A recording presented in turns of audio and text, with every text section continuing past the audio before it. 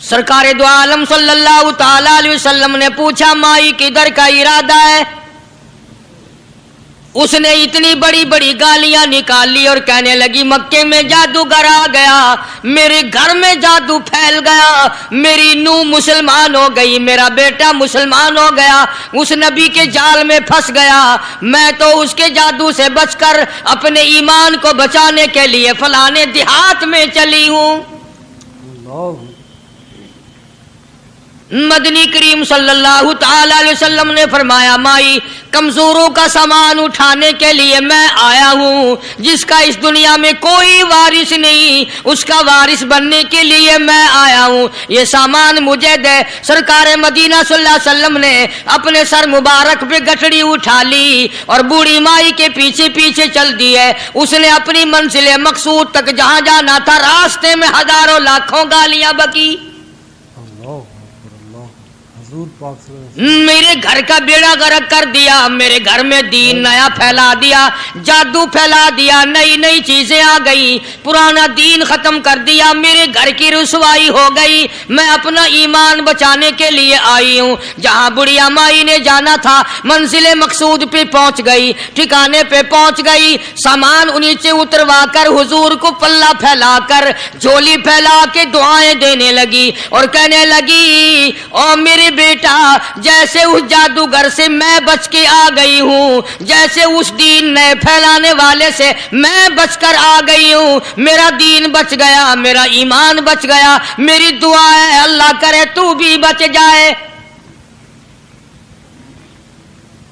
سرکار مدینہ صلی اللہ تعالی علیہ وسلم کی آنکھوں میں آنسو آ گئے، فرمایا مائی جس کو سارے راستے میں گالیاں دیتی آئی ہو، جو تیری گٹھڑی اٹھا کے سر پہ لایا ہے، جو تیری ساتھ آیا ہے، جسے جادوگر کہتی ہو، جسے گالیاں دیتی دیتی تھکتی نہیں ہو، وہی اللہ کا پاک پیغمبر محمد الرسول اللہ، میں تیرے سامنے موجود ہوں۔ میں تیرے سامنے موجود ہوں۔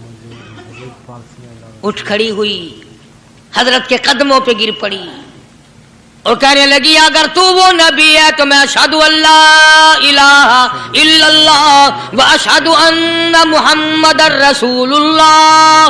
کلمہ پکار اٹھی، کلمہ پکار اٹھی، بڑھیا نے اسلام قبول کر لیا۔ آج کہاں یہ چیزیں ملیں گی؟ اور اگر آپ لوگ تلاش بھی کرتے ہیں تو صرف مولویوں کے لیے، جی اخلاق مولویوں کے اندر ہونا چاہیے، کردار مولویوں کے اندر ہونا چاہیے، پاک دامنی مولویوں کے اندر ہونی چاہیے، سچائی اور سچ بولنا صرف مولویوں کے لیے ہونا چاہیے، باقی لوگ سارے ہی لانتی ہو کے مرنے چاہیے جھوٹ بول بول کے۔ صرف مولویوں کے لیے ہونا، اور خدا کا دروازہ تو سب کے لیے برابر ہے۔ یہ تمہیں کس نے تعلیم دی کہ سچ بولے تو مولوی، اور حلال کھائے تو مولوی، اور پاک دامن رہے تو مولوی، زنا سے بچے تو مولوی، قتل سے بچے، تمہارے لیے سب کچھ جائز ہے۔ یہ ایک ذہن ہے پوری دنیا کے مسلمانوں کا کہ جی ہم تو عوام ہیں، ہمارا کیا ہے۔ مدنی کریم صلی اللہ علیہ وسلم کا دین بادشاہ کے لیے، وزیر کے لیے، پیر اور فقیر کے لیے، ایک مزدور اور ایک عام آدمی کے لیے، سب کے لیے اللہ کا دین برابر ہے۔ اس میں کسی کی لحاظ نہیں کہ بھئی اس کا تو یوں کر دیا جائے چلو کوئی بات نہیں، وہاں کوئی بات نہیں تو مسئلہ ہی نہیں۔ جتنے سانس لے رہے ہو، جتنے بھی سانس آ جا رہے ہیں، تمام ایک ایک سانس کا حساب و کتاب ہوگا۔ اسی لیے تو بزرگ فرماتے ہیں کہ ہر وقت اور ہر لمحہ موت کو اپنے سامنے رکھو، تیاری رکھو ہر وقت، جب بلاوا آئے کہ میں جی تیار۔ اللہ والوں نے یہی تو تربیت کی۔ تم اللہ والوں کے قریب نہیں جاتے، فنکاروں اور ٹھگوں کے قریب جاتے ہو، نیک بندوں کے قریب بیٹھنا پسند نہیں کرتے۔ کیوں؟ اس لیے کہ نہ وہ تمہاری خوشامد کرے گا، نہ تمہارا وہاں جی لگے گا۔ چاپلوسی کرے گا لفنگا آدمی، چمچا گیری کرے گا نکما آدمی۔ اگر کسی کو دین ایمان اپنا بنانا ہے تو اس کے لیے کوشش کرنی پڑے گی۔ اللہ کی ہدایت کسی کے پیچھے دوڑی نہیں پھرتی، اللہ کی ہدایت کو آدمی کو خود تلاش کرنا پڑے گا۔ خدا کا جہنم اور خدا کی جنت، دونوں چیزیں اس نے بنا دی اور اعلان کر دیا فمن شاء فلیؤمن ومن شاء فلیکفر، جس کا دل چاہے ایمان اپناؤ، جس کا دل چاہے کفر اپناؤ، خدا کی خدائی میں کوئی فرق نہیں آتا۔ ساری دنیا اگر کفر سے بھر جائے تو خدا کی شان میں ایک ذرہ برابر فرق نہیں آتا، اور ساری دنیا اگر پارسار متقی پرہیزگاروں کی بن جائے تو خدا کی شان میں کوئی اضافہ نہیں ہوتا۔ یہ تو بندہ جو کچھ بھی کرتا ہے اپنے لیے کرتا ہے۔ بازار میں جاؤ، جس کے پلے پیسہ ہو وہ جو چاہے سودا خرید لے، بس یہی بات ہے۔ قیامت میں بازار لگے گا، جس کے پاس نیکیاں ہوگی جنت ملے گی، ورنہ لعنت کے دریا میں ڈوب کر جہنم میں جائے گا۔ کوئی کسی کو نہیں بلا سکتا۔ فرمایا اولئک الذین اشتروا الضلالۃ بالہدی، فرمایا یہ وہ لوگ ہیں جنہوں نے گمراہی ہدایت کے بدلے خرید لی۔ اللہ تعالیٰ نے ہدایت دی، قرآن دیا، ایمان دیا، دین دیا، اسلام دیا، مدنی کریم صلی اللہ علیہ وسلم کی عظمت ملی، محبت ملی، اللہ کے پاک پیغمبر نے سب کچھ حوالے کر دیا، اور آج اس کے بدلے میں گمراہی خرید لی۔ قرآن اعلان کرتا اولئک الذین اشتروا الضلالۃ بالہدی، یہ ہے وہ لوگ جنہوں نے گمراہی کے بدلے ہدایت کے بدلے گمراہی خریدی۔ اور قرآن کے الفاظ تو سنو، خدا تمہیں نصیب کرے۔ کس وقت خریدی؟ فرمایا فما ربحت تجارتہم وما کانوا مہتدین، ہدایت ملنے کے بعد، مسلمان کے گھر میں پیدا ہونے کے بعد، مسلمان کہلانے کے بعد، ایماندار کہلانے کے بعد، اتنی بدعملی، اتنی بدتمیزی، اتنا گناہ کیا کہ مرتے وقت ادھر دم نہیں چلا، ادھر جہنم میں پھینک دیا گیا۔ ایک صحابی نے عرض کر دیا یا رسول اللہ صلی اللہ تعالی علیہ وسلم، فرمایا عرض کیا قیامت کب آئے گی؟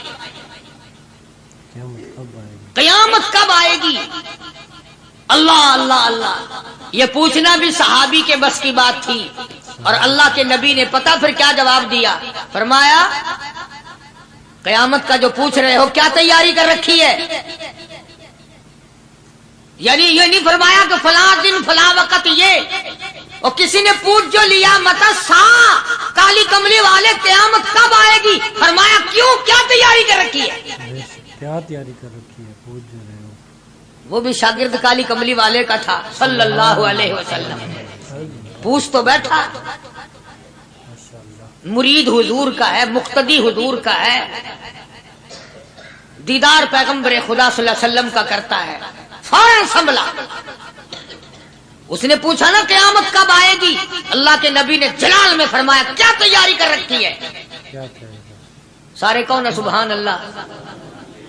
صحابی ایسا سنبھلا، کہنے لگا آقا میرے پاس تیری محبت کے سوا اور کیا ہے؟ اللہ اللہ، کیا جواب دیا؟ کہتا ہے آقا میرے پاس تیری محبت کے سوا اور کیا ہے؟ میرے پاس تیری محبت کے سوا کیا ہے؟ کیا خوبصورت جواب۔ تم جیسا ہوتا تو کئی روزوں کا سہارا لگاتا، کوئی نمازوں کی بات کر کے کھو دیتا، کوئی سخاوت کی بات کر کے کھو دیتا۔ کیا جواب دیا ہے صحابی نے؟ تمہارے میرے دماغ میں بھی کبھی نہیں آیا ہوگا ساری عمر میں۔ کہتا کالی کملی والے میرے پلے تیری محبت کے سوا اور کیا ہے؟ صحابہ کہتے ہیں حضور صلی اللہ علیہ وسلم نے جو یہ الفاظ سنے مسکرا دیا۔ آج ہمارے پلے کیا تیاری ہے؟ رات دن قرآن کہتا ہے تیاری کرو تیاری کرو، وقت آیا وقت آیا، آیا وقت، قیامت آئی، موت آیا وقت، لیکن پھر بھی کوئی تیاری نہیں۔ اس لیے قرآن کریم للکار للکار کی کہتا ہے قل متاع الدنیا قلیل، دنیا بہت تھوڑے دنوں کا سودا ہے، سمجھ لو۔ صبح آئی کہ نہ آئی، شام آئی کہ نہ آئی، آیا وقت۔ قرآن کریم نے ہر ممکن طریقے سے مسلمانوں کی تمام زندگی کے شعبات کو پورا کرنے کے لیے لاہ عمل دیا. میں ایک رخ آپ کو آج دینا چاہتا تھا اور وہ یہ کہ نبی پاک صلی اللہ تعالی علیہ وسلم نے اس امت کے سامنے کس قسم کے نمونے نہیں رکھے. اخلاق و کردار میں سے کون سی بات حضور صلی اللہ علیہ وسلم نے چھوڑی؟ ہم اپنا پیٹ پہلے بھرتے ہیں، دوسرے کے لیے اگر سوچتے بھی ہیں تو وہ بھی بعد میں. یہاں معاملہ کچھ اور ہے. غزوہ خندق کا زمانہ ہے، مسلمانوں پہ بڑی تنگی اور بڑی پریشانی کا وقت ہے. یہاں تک کہ صحابہ کرام رضوان اللہ تعالی علیہم اجمعین کی جماعت کہتی ہے کہ حضور صلی اللہ علیہ وسلم کو صحابہ کرام نے دیکھا. ایک صحابی آپ کے سامنے حضور کے سامنے آیا اور اس نے اپنا کرتا اپنے پیٹ سے اٹھایا. اس نے بھوک کی وجہ سے اپنے پیٹ پہ ایک پتھر باندھا ہوا تھا. صحابہ کرام دیکھ رہے تھے. اس کے دیکھتے دیکھتے امام الانبیاء محبوب کبریا حضرت محمد مصطفیٰ صلی اللہ تعالی علیہ وسلم نے رحمت والے ہاتھوں سے جب اپنا کرتا اٹھایا، صحابہ کرام کی آنکھوں نے دیکھا حضور کے پیٹ پہ 2 پتھر بندھے ہوئے تھے. آج کتنا کھاتے ہو پھر بھی نہ شکری، کتنا پیتے ہو پھر بھی نہ شکری، کتنا کچھ کھانے کو مل رہا ہے پھر بھی نہ شکری. کچھ نہیں کچھ نہیں. حضرت جابر رضی اللہ تعالیٰ عنہ نے جب یہ منظر دیکھا، یہ حالت دیکھی، رہ نہ سکا. صحابی فوراً دوڑا اور دوڑا دوڑا گھر گیا. گھر بیوی کو جا کے کہنے لگا غضب ہو گیا، تمائی ہو گئی، کمال ہی ہو گیا. حضور صلی اللہ علیہ وسلم کو اتنی بھوک ہے، اتنا فاقہ ہے کہ آپ نے اپنے پیٹ مبارک پہ 2 پتھر باندھے ہوئے. 2 پیٹ پر پتھر باندھے حضور پاک. بیوی کہنے لگی جلدی جا کر کے حضور صلی اللہ علیہ وسلم کی دعوت کراؤ، ہم کھانا کھلائیں گے. یہ 2 شیر ہوں 1.5 شیر ہوں، یہ جو ہے یہ بکری کا بچہ ہے، ہم اسے ذبح کرتے ہیں، بہت جلدی تیار کرتے ہیں، میں ان کو پیستی ہوں اور تم جاؤ جا کے دعوت کا کیا. حضرت جابر رضی اللہ تعالی عنہ حضور کریم صلی اللہ علیہ وسلم کی خدمت عالیہ میں آئے. چونکہ کھانے کی مقدار، آٹے کی مقدار بڑی تھوڑی تھی، حضور کے کان کو منہ لگا کر کے حضرت جابر نے کہا کہ یا رسول اللہ صلی اللہ علیہ وسلم، ایک تو آپ اور ایک یہ صحابی جس نے پیٹ پتھر باندھ رکھا ہے، اور اگر آپ کے علم میں ہو 1-2 اور ایسا ہی جو زیادہ بھوکا ہو، میرے گھر میں دعوت ہے، چلو. آپ لوگوں کا کھانا میرے یہاں ہے. ایک تو آپ اور یہ جو ہم نے دیکھا پیٹ میں بکری پتھر باندھے پھر رہا ہے، کمر سیدھی نہیں ہو سکتی، اور ایک آدھا اور اسی قسم کا جو زیادہ تنگ ہو رہا ہو. جابر نے تو اتنی بات کہی. حضور کریم صلی اللہ تعالی علیہ وسلم ایک بہت بڑے پتھر پہ کھڑے ہو گئے اور اعلان کر دیا تمام کا تمام لشکر چلے، سب کی جابر کی گھر دعوت ہے. سبحان اللہ سبحان اللہ. سارے کا سارا لشکر چلے، ساری فوج. جابر بھی حیران، بلکہ اعلان کر دیا چلو سارا مدینہ چلے. حضرت جابر رضی اللہ تعالیٰ عنہ وہی تو کھڑے تھے، بس قدموں کے نیچے سے زمین نکل گئی کہ یہ کیا بنا. کھانا تو 2-3-4 آدمیوں کا مشکل بنے گا، یہ 12,000 سے زیادہ بڑا لشکر ہے، اور آپ نے سب کو اعلان کر دیا، اب کیا بنے گا. سب کو اعلان کر دیا حضور پاک صلی اللہ علیہ وسلم کے. جابر حضرت جابر دوڑے دوڑے پریشانی کے عالم میں گھر گئے. گھر والی کو کہنے لگے کہ کام خراب ہو گیا. بیوی کہنے لگی کیوں؟ انہوں نے کہا میں نے تو اللہ کی بندی ایک تو حضرت کی دعوت کی تھی، اور ایک وہ دوسرا جو پیٹ پتھر باندھے ہوئے آیا تھا، اور میں نے عرض کیا تھا کہ 1-2 اور اسی طرح کا جو زیادہ تنگ ہو رہا وہ دعوت ہے. حضور نے تو سارے لشکر کو اعلان کر دیا کہ چلو جابر کے گھر دعوت ہے. سبحان اللہ. کبھی کبھی عورتیں بھی ایسی بات کر دیتی ہیں جو مردوں کو نہیں آتی، مگر وہ اس زمانے میں عورتیں بھی کہاں. اب تو تلی لگانے والی تو ہیں، ماچس لگانے والی، جلتی پہ تیل چھڑکنے والی ہیں. تو کوئی مرد ہے वो इतनी बात कह गया, तू बैठा सुनता रहा, ताकि इसको कोई जल्दी कत्ल करे तो मैं रंगड़ बनूं, बाजार में फिरूं। देर नहीं लगाती, आग लगाती। हजरत जाबिर रज़ियल्लाहु ताला अन्हु की बीवी कहने लगी, आपको परेशानी की क्या बात है? एक बात बताओ, हुजूर की कान मुबारक में आपने अपने खाने की मिकदार बताई कि नहीं? तुमने जो हुजूर सल्लल्लाहु अलैहि वसल्लम की दावत की थी, खाना बताया था? हाँ, मैंने तो बता दिया था कि थोड़े से जौ हैं और एक बकरी का बच्चा, मैंने बता दिया था। फिर कहने लगी, आप परेशान क्यों हो और मैं परेशान क्यों हूँ? लाने वाला जाने, खिलाने वाला जाने। सुभान अल्लाह, लाने वाला जाने, खिलाने वाला जाने। हुजूर हमें परेशानी की क्या बात है इसमें? भाई दावत हमने तो हुजूर की दावत की और हुजूर ने सारे लश्कर की, हमने तो नहीं की ना। अब हुजूर सल्लल्लाहु ताला अलैहि वसल्लम ने दावत फरमाई है और वो खुद ही जाने और उनका खुदा जाने।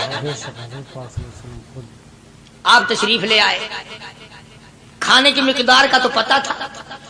आपने फरमाया कि वो हंडिया जो है उसको खोलना मत, और वो जो आटा है जब तक मैं ना आऊं पकाना शुरू मत कीजो।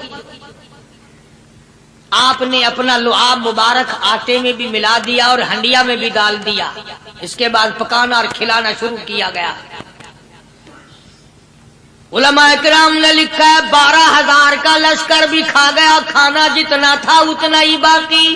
सुभान अल्लाह, सारे का सारा लश्कर खा गया, सारा मदीना खा गया। अब यहां से ये हमारे जमाने के जो मुर्दों के कफन उतारने वाले लोग हैं वो खत्म का सबूत निकालते हैं यहां से कि हुजूर सल्लल्लाहु अलैहि वसल्लम ने खत्म दिया तो 12,000 आदमियों ने खा लिया। चलो हम भी मानते हैं, आज ये खत्म देकर एक का खाना दो को तो खिला के दिखाए। अरे वो तो मौजज़ा है मोहम्मद अरबी सल्लल्लाहु ताला अलैहि वसल्लम का, और वो तो आपके लुआब मुबारक की बरकत है, आपकी दुआ की बरकत है। बेशक हुजूर पाक सल्लल्लाहु अलैहि वसल्लम की। ये तुम्हें किसने बताया कि हुजूर सल्लल्लाहु अलैहि वसल्लम ने जाबिर के खाने पे बैठकर खत्म पड़ा था? हुजूर पाक सल्लल्लाहु अलैहि वसल्लम का जो है मौजज़ा, ये तो मौजज़ा है मोहम्मद अरबी सल्लल्लाहु ताला अलैहि वसल्लम का, और अल्लाह पाक ने नबी के हाथ पर हजारों नहीं लाखों मौजूदात का इजहार फरमाया। बेशक बेशक मौजज़ा है हुजूर पाक सल्लल्लाहु अलैहि वसल्लम। तो यहां से गलत चीजों का इजरा करना आगे आप लोगों ने सुने हो। और फिर वो खत्म हो गए, फिर हुजूर तशरीफ लाए और उन्होंने उन दोनों बच्चों को, मुर्दों को छुपा के रख दिया। जब बच्चों को लाया गया तो मुर्दे थे। हुजूर ने बच्चों को फरमाया तुम जिंदा हो जाओ। वो कहने लगे जब तक हमारी बकरी का बच्चा जिंदा ना हो हम जिंदा नहीं होते। वो हड्डियां जोड़ी, हुजूर ने बकरी जिंदा करी जब वो बच्चे खड़े हुए। कुरान फांसी देता है, अफसाना बनाकर पेश करो ना, वो बड़ा जल्दी मानते हैं। इमामुल अंबिया महबूबे किबरिया हजरत मोहम्मद मुस्तफा सल्लल्लाहु ताला अलैहि वसल्लम का कुरान करीम ने इसी जंग में, इसी जिहाद में एक वाकया पेश फरमा दिया। सुभान अल्लाह। इस वाकये से पहले पता क्या हुआ? हजरात सहाबाए किराम रिज़वानुल्लाह ताला अलैहि मजमईन के हाथों सरकार दो आलम सल्लल्लाहु अलैहि वसल्लम भी साथ थे। काफिरों का एक बहुत बड़ा बहादुर पहलवान मारा गया। सुभान। ये जो गज़वा खंदक है, जिसको गज़वा आज़ाब कहते हैं, कुरान में जिक्र है इसका। वैसे कोई बात बना के नहीं कह रहा हूं, यानी यूं समझो अब मैं सूरत ahज़ाब के तीसरे रुकू का आखिरी आयतों का तर्जुमा कर रहा हूं। और ये इतना मुश्किल वक्त पड़ा था सहाबा पे। एक तो गर्मी सख्त थी और चारों तरफ से जिन यहूदियों ने अहदो पैमान कर रखा था हुजूर सल्लल्लाहु अलैहि वसल्लम से, उन्होंने बदअहदी कर दी। वो सारे के सारे सहाबा पे यकदम टूट पड़े। सहाबा बीच में आ गए मैदान में, न पानी, न खाना, न रोटी, न जूती, न कपड़ा, न असला, न लेना न देना। बल्कि यूं लिखा उलमा ने, कई कई दिन हो गए पानी की बूंद न मिली। और सहाबा घास खा खा करके गिर गए और शहीद पे शहीद हो गए। बेशक। लेकिन कुर्बान जाऊं, یہ قرآن اللہ کا تمہارے سامنے آج بھی موجود ہے، اسے پڑھ کے دیکھو۔ کبھی کسی صحابی نے ایسے وقت میں بھی یہ بات نہ کہی نبی صلی اللہ علیہ وسلم کو، یوں بھی تو نہیں کہا کہ اللہ کے نبی پہلے کچھ تیاری تو کیا کرو، یوں ہی خام خواہ کے مرا دیتے ہو بندے،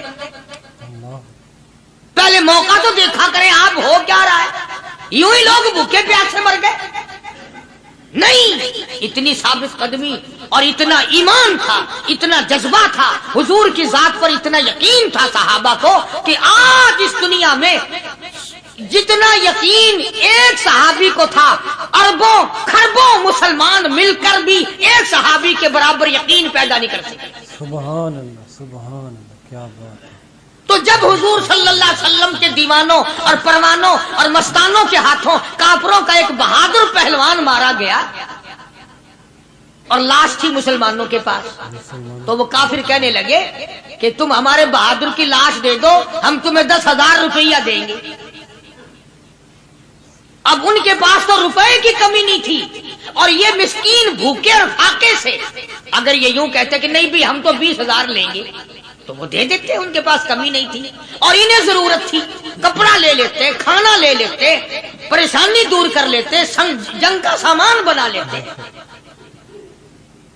مگر مدنی کریم صلی اللہ تعالی علیہ وسلم کے سامنے جب یہ بات رکھی کہ 10,000 روپیہ ہم دیتے ہیں، ہمارے بہادر کی لاش دے دو، حضور نے فرما دیا جاؤ اپنے بہادر کی لاش مفت میں لے جاؤ، ہم مردوں کی قیمت کھانے والے نہیں، مردوں کی قیمت کھانے والے نہیں، سبحان اللہ، ہم مردوں کی قیمت کھانے والے نہیں۔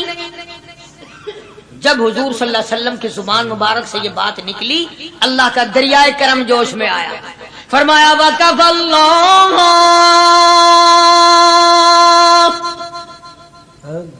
اللَّهُ الْمُؤْمِنِينَ الْقِتَالَ،